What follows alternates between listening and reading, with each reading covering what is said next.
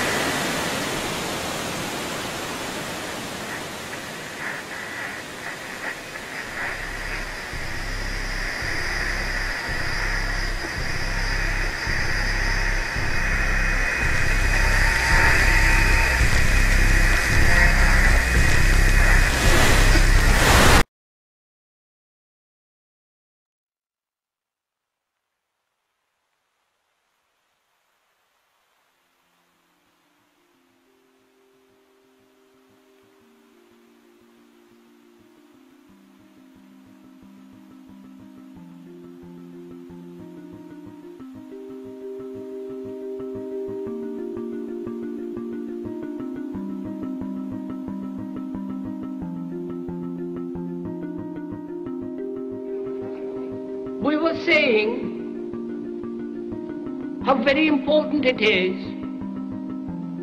to bring about in the human mind the radical revolution. The crisis is a crisis in consciousness,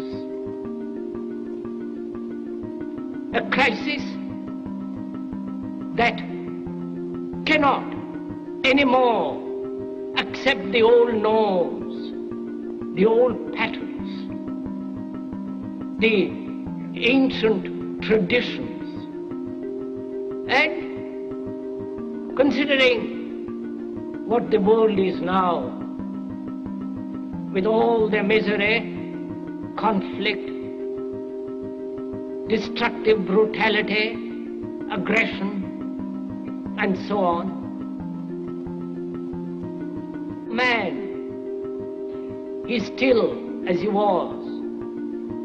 He's still brutal, violent, aggressive, acquisitive, competitive, and he has built a society along these lines.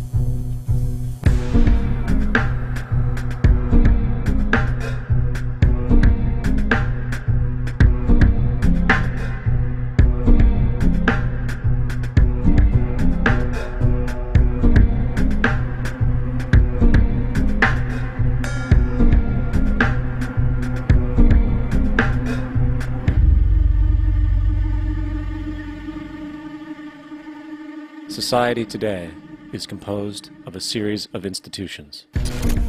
From political institutions, legal institutions, religious institutions, to institutions of social class, familial values, and occupational specialization.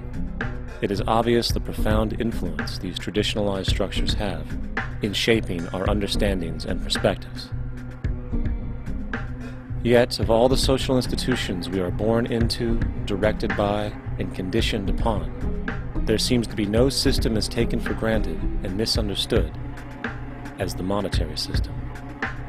Taking on nearly religious proportions, the established monetary institution exists as one of the most unquestioned forms of faith there is. How money is created, the policies by which it is governed, and how it truly affects society are unregistered interests of the great majority of the population.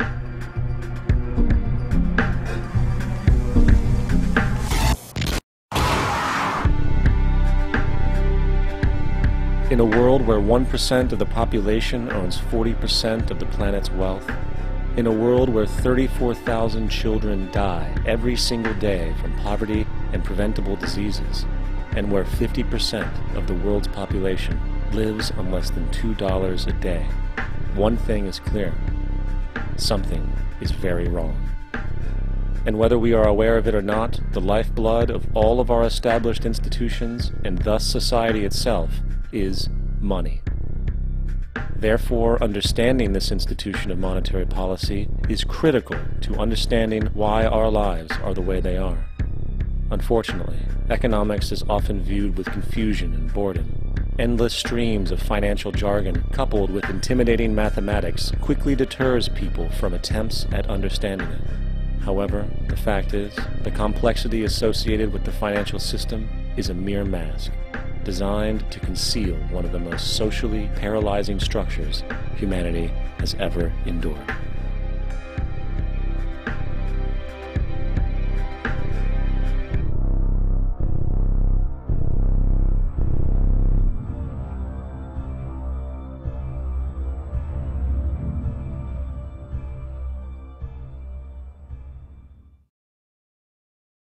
A number of years ago, the Central Bank of the United States, the Federal Reserve, produced a document entitled Modern Money Mechanics.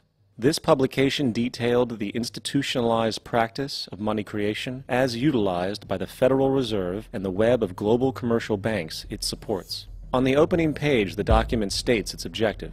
The purpose of this booklet is to describe the basic process of money creation in a fractional reserve banking system. It then proceeds to describe this fractional reserve process through various banking terminology, a translation of which goes something like this. The United States government decides it needs some money, so it calls up the Federal Reserve and requests, say, $10 billion. The Fed replies saying, sure, we'll buy $10 billion in government bonds from you. So the government takes some pieces of paper, paints some official-looking designs on them, and calls them treasury bonds. Then it puts a value on these bonds to the sum of $10 billion and sends them over to the Fed. In turn, the people at the Fed draw up a bunch of impressive pieces of paper themselves, only this time calling them Federal Reserve notes, also designating a value of $10 billion to the Fed. The Fed then takes these notes and trades them for the bonds. Once this exchange is complete, the government then takes the $10 billion in Federal Reserve notes and deposits it into a bank account. And upon this deposit, the paper notes officially become legal tender money, adding $10 billion to the U.S. money supply. And there it is. $10 billion in new money has been created. Of course, this example is a generalization, for, in reality, this transaction would occur electronically, with no paper used at all. In fact, only 3% of the U.S. money supply exists in physical currency. The other 97% essentially exists in computers alone. Now, government bonds are, by design, instruments of debt. And when the Fed purchases these bonds, with money it essentially created out of thin air, the government is actually promising to pay back that money to the Fed. In other words, the money was created out of debt. This mind-numbing paradox of how money or value can be created out of debt or a liability will become more clear as we further this exercise. So, the exchange has been made and now $10 billion sits in a commercial bank account. Here's where it gets really interesting. For as based on the fractional reserve practice, that $10 billion deposit instantly becomes part of the bank's reserves, just as all deposits do. And regarding reserve requirements, as stated in Modern Money Mechanics,